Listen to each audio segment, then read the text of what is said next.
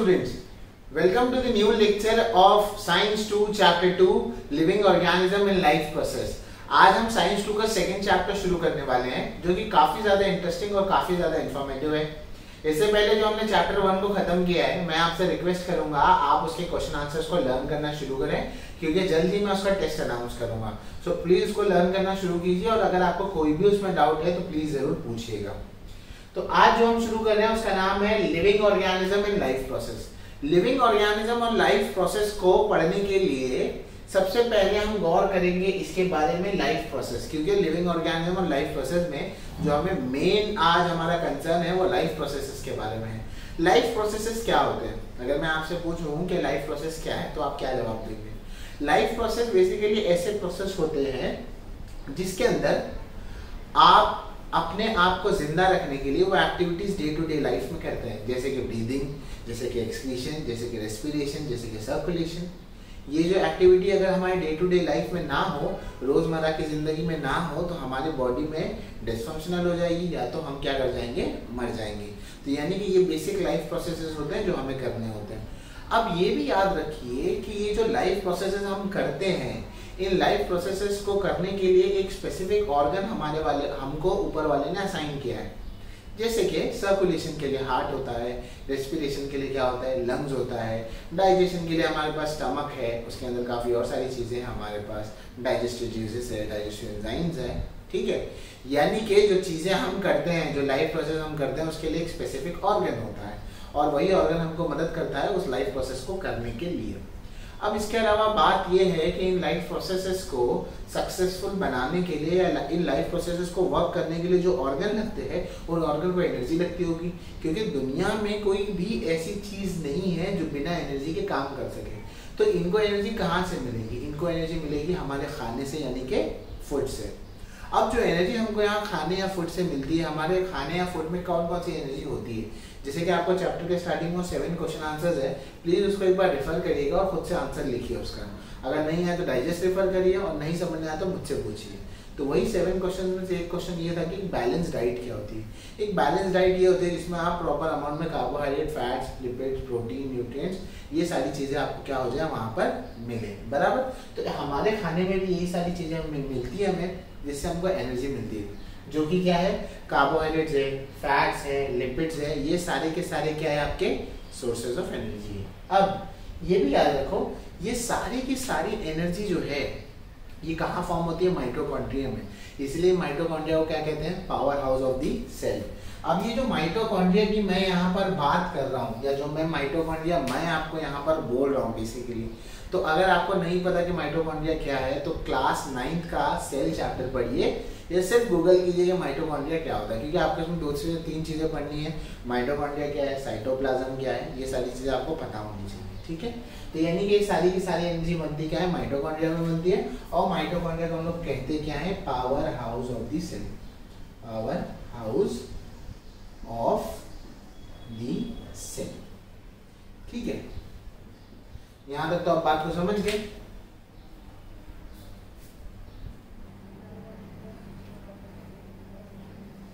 तो इन बातों को तो आप समझ गए। इन बातों के अलावा अब हम एक मैकेनिज्म को फिट बिठाते हैं। क्या हम फिट बिठाते हैं कि लाइफ प्रोसेस जो होता है वो किसी ऑर्गन से होता है। ऑर्गन से जो प्रोसेस होता है उसको एनर्जी चाहिए होती है। एनर्जी कहाँ से मिलती है? फूड से मिलती है। और फूड में भी सेल के लेवल पर अगर देखें कि एनर्जी कहाँ पर बनती है तो माइटोकॉन्ड्रिया में बनती है। और माइटोकॉन्ड्रिया को हम कहते क्या है? Powerhouse of the cell. ये जो मैंने पिछले 30 सेकंड में आपको कहा, ये इसका आप एक फ्लो चार्ट बना लीजिए। ठीक है, तो आपको याद रहेगा कि क्या सीक्वेंस में बिठाने की कोशिश कर रहा हूँ। अब आगे चलते हैं।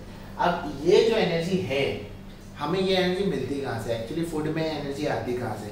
तो हमारा प्राइमरी सोर्स जो खाने का है वो कौन सा है? प्लांट्स है ना। और प्लांट्स क्या होते हैं? ऑटोट्रॉप्स होते हैं। प्लांट्स ऑटोट्रॉप्स होते हैं। इसका मतलब क्या? प्लांट जो है अपने हिसाब से, यानी कि खुद के हिसाब से फूड को बनाते हैं, मतलब खुद से फूड बनाते हैं। ऑटोट्रॉप्स होते हैं, सनलाइट से फूड बनाते हैं। वो किसी को खाते नहीं है जिससे उसका पेट भर जाए, बराबर। वो सनलाइट से क्या करते हैं? फूड को बनाते हैं। उनका कुछ जो फूड होता है वो रूट, स्टेम्स, लीव्स वगैरह में भी क्या होता है? स्टोर होता है। तो प्लांट क्या होते हैं? ऑटोट्रॉप्स होते हैं। और वही प्लांट को क्या करते हैं? हम खाते हैं। तो प्लांट हमारा क्या हुआ? फूड हुआ। यानी कि इस चेन को आप समझे, प्लांट सनलाइट से एनर्जी बना लिए, खुद खा मतलब खुद सफिशिएंट हो गए। अब उसके बाद उनको हम खा के हम एनर्जी बना लेंगे। अब वो जो एनर्जी बन जाएगी उसमें कार्बोहाइड्रेट, फैट्स, प्रोटीन, मिनरल्स, ये सारी चीज़ें आपको दिखाई देगी। इसी से हमारी लाइफ प्रोसेस चलेंगे और उसी के लिए जो ऑर्गन स्पेसिफाइड है वो भी क्या होंगे, उसी से चलेंगे, बराबर। तो ओवरऑल मुद्दे में आप मेन बात क्या समझे, ओवरऑल आप मुद्दे में ये बात समझे कि हम प्लांट से लेके जो हम इनटेक करते हैं या हमारी लाइफ प्रोसेस जो चलती है उसके अंदर जो मेजर पार्ट है वो ये है, क्या, एनर्जी का। किसका पार्ट है, एनर्जी। बॉडी में क्या बनना, एनर्जी का बनना, बराबर। तो हमारे खाने में काफ़ी सारी चीज़ें होती है, उसमें से एक चीज़ जो है वो सबसे इम्पोर्टेंट है, वो कौन सी है, कार्बोहाइड्रेट। कार्बोहाइड्रेट हमारे बॉडी में जब हम खाना खाते हैं तो क्या होता है, कभी सोचा है कि हमने खाना खाया तो हमें ताकत आती है, नहीं खाया तो नहीं आएगी ताकत। एक सवाल आपसे पूछता हूँ, सवाल ये है कि हम कहते हैं कि खाना खाने से आदमी जिंदा रहता है, तो हवा की क्यों जरूरत है, हमें हवा की जरूरत नहीं होनी चाहिए। आप खाना खाओ, जिंदा रहो, क्योंकि खाने से तो एनर्जी आ रही। मैंने यहाँ कहीं नहीं लिखा, ऐसा तो मैंने कहीं नहीं लिखा यहाँ पर कि आप खाना नहीं खा रहे या सिर्फ हवा से जिंदा रह रहे हैं या आप सिर्फ खाने से जिंदा रह रहे हैं। पर अगर आप खाना खा रहे तो एनर्जी बन रही है और एनर्जी बन रही तो आप जिंदा रह रहे हैं। तो आपको इस ऑक्सीजन की जरूरत क्या है, ठीक है, उसी का जवाब हम यहाँ पर लेके आते हैं। कार्बोहाइड्रेट जो है वो क्या बनाते हैं, एनर्जी बनाते हैं। और हमारे बॉडी में जो एनर्जी होती है वो किसके फॉर्म में होती है, एटीपी के फॉर्म में होती है, ठीक है। एटीपी के फॉर्म में हमारे पास एनर्जी होती है, एक तरह का मॉलिक्यूल है। हाँ, हमारे बॉडी में नॉर्मल एनर्जी नहीं होती कि बोले ये ले निकाल, ले हार्ट को दे दे एनर्जी, इसको दे दे, ऐसा नहीं। वो एक किसके फॉर्म में आती है, एटीपी के फॉर्म में आती है। एटीपी का फुल फॉर्म होता है आयोडाइज्ड ट्राइफॉस्फेट। तो हमारे बॉडी में जो कार्बोहाइड्रेट्स है एक्चुअली वो किस में कन्वर्ट होते हैं, सबसे पहले नॉर्मल जो फॉर्म होता है वो होता है ग्लूकोज में कन्वर्ट। इसीलिए अस्पताल में जब जाते हैं और हम एकदम वीक फील करते हैं तो सबसे पहले सलाइन जो होती है वो ग्लूकोज की लगाते हैं हमें, है ना। हमको ग्लूकोज लगाया जाता है, नहीं लगाया जाता, ताकि हम स्ट्रांग हो। या हम वीक फील करते थे तो ग्लूकॉन डी पीते, उसमें भी ग्लूकोज है। पार्ले जी का दूसरा नाम क्या है, ग्लूकोज है, बराबर। इसीलिए ग्लूकोज इंपॉर्टेंट है क्योंकि ग्लूकोज हमारे बॉडी में क्या देता है, एनर्जी देता है, ठीक है। अब ये होगा कैसे, देखो कार्बोहाइड्रेट अल्टीमेट कैसे बनाएंगे, एटीपी बनाएंगे। तो इसकी एक पूरी जर्नी है, उसको देखते हैं हम। अब यहाँ पर देखिए क्या होगा, कार्बोहाइड्रेट से क्या बनेगा, ग्लूकोज बनेगा। ग्लूकोज ऑक्सीडाइज होगा। ग्लूकोज ऑक्सीडाइज होने का मतलब क्या, ऑक्सीडाइज होने का मतलब होता है addition of oxygen, addition of oxygen. जब हम ग्लूकोज में ऑक्सीजन को ऐड करेंगे तब वो प्रोसेस किसमें शुरू होगा, एटीपी बनने के। मतलब तुमको ग्लूकोज दे दिया, उससे डायरेक्टली एनर्जी नहीं मिलेगी। ग्लूकोज एक रिएक्शन मैकेनिज्म से गुजरेगा, जब वो रिएक्शन मैकेनिज्म से गुजर जाएगा तब क्या बनाएगा, तब ऑक्सीजन बनाएगा, ठीक है। ग्लूकोज जो रिएक्शन मैकेनिज्म से गुजरता है उसे सेल्यूलर रेस्पिरेशन कहते हैं। क्यों, क्योंकि वो सेल के अंदर हो रहा है वो ये रेस्पिरेशन, तो कैसे कहलाएगा, सेल्यूलर रेस्पिरेशन। अब ग्लूकोज जो है ऑक्सीडाइज जो होगा वो दो कंडीशन में होगा, एक कंडीशन को एरोबिक कहते हैं और दूसरे को एनारोबिक कहते हैं। मतलब मछली के खाने के बाद भी उसमें भी ग्लूकोज बनता होगा, हमारे खाने के बाद भी ग्लूकोज बनता होगा। हम रहते हैं जमीन पर, मछली रहती है पानी में। पानी में ऑक्सीजन का कंटेंट क्या होता है, कम होता है। जमीन पर ऑक्सीजन का कंटेंट क्या है, ज्यादा है। तो हमारे पास जब ऑक्सीजन का प्रेजेंस ज्यादा है तो उसे एरोबिक कहते हैं। जहां पर ऑक्सीजन का प्रेजेंस है ही नहीं या कम है उसे क्या कहते हैं, एनारोबिक कहते हैं। तो हम कौन सा रेस्पिरेशन करेंगे, एरोबिक। मछली कौन सा करेगी, एनारोबिक। इतना बात समझना है, यानी कि ऑक्सीजन के प्रेजेंस में जब होगा तो वह एरोबिक कहलाएगा। ऑक्सीजन के एब्सेंस में जब होगा या बहुत ही कम लेवल का ऑक्सीजन होगा तो वो क्या कहलाएगा, एनारोबिक। पर ग्लूकोज ऑक्सीडाइज जरूर होगा और एटीपी जरूर बनाएगा। हाँ, एटीपी के काउंट्स काफी कम होंगे। अब जो ग्लूकोज से जो एटीपी आपका बनता है उसका जो प्रोसेस है उसे हम कहते हैं ग्लाइकोलिसिस। ये दो वर्ड से बना है, ग्लाइको और लाइसिस। ग्लाइको वर्ड आता है ग्लाइकोजन से यानी कि ग्लूकोज, और लाइसिस का मतलब होता है ब्रेकडाउन, यानी कि ग्लूकोज के ब्रेकडाउन को हम क्या कहेंगे, ग्लाइकोलाइसिस कहेंगे, ठीक है, फेयर इनफ। अच्छा, करेंगे कैसे, सबसे पहले ग्लाइकोलिसिस होगा साइटोप्लाज्म में। कहाँ होगा, साइटोप्लाज्म। साइटोप्लाज्म क्या होता है, सेल के अंदर एक लिक्विड जेली टाइप का स्ट्रक्चर होता है, उसे हम साइटोप्लाज्म कहते हैं। ये बेसिक आपके लिए, उसके अंदर बाकी सेल ऑर्गेनेल्स होते हैं, आप क्लास 9 से उसको पढ़ सकते हैं। तो सबसे पहले हम ग्लाइकोलिसिस में क्या देखेंगे, ये कहाँ होता है, साइटोप्लाज्म के अंदर होता है। अब देखो ध्यान से, जब ग्लूकोज को ऑक्सीडाइज करते हैं तो एक रिएक्शन होता है, ठीक है।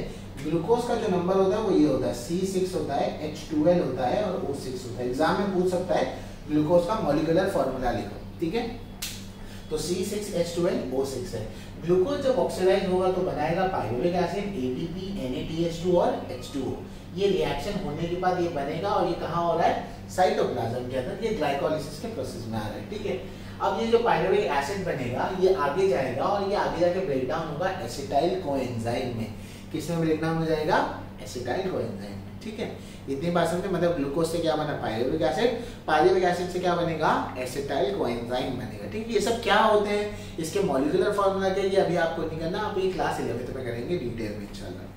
ठीक है, अब यहाँ आने के बाद ये जो एसिटाइल कोएंजाइम है TCA साइकिल में जाता है, ट्राई कार्बोक्सिलिक एसिडिक साइकिल में जाता है, जिसे हम क्रेब्स साइकिल भी कहते हैं। ठीक है, अब जब ये एसिटाइल कोएंजाइम यहाँ पर चला जाएगा तो ये बेसिकली साइटोप्लाज्म से कहाँ चला गया, माइटोकॉन्ड्रिया के अंदर। किसके अंदर चला गया, साइटोप्लाज्म से कहाँ गया, माइटोकॉन्ड्रिया के अंदर क्या हो गया, पहुंच गया। यानी कि ये रिएक्शन ग्लाइकोलाइसिस अब तक कहाँ हो रहा था, साइटोप्लाज्म में हो रहा था। कहाँ तक होगा, एसिटाइल कोएंजाइम बनने तक। जैसे एसिटाइल कोएंजाइम बोल देगा, वो बोलेगा भैया बस हो गया मेरे को, मैं यहाँ पर नहीं रहूंगा, अब मैं चले जाऊंगा आगे। तो बेसिकली अब वो आ जाएगा साइटोप्लाज्म से माइटोकॉन्ड्रिया में।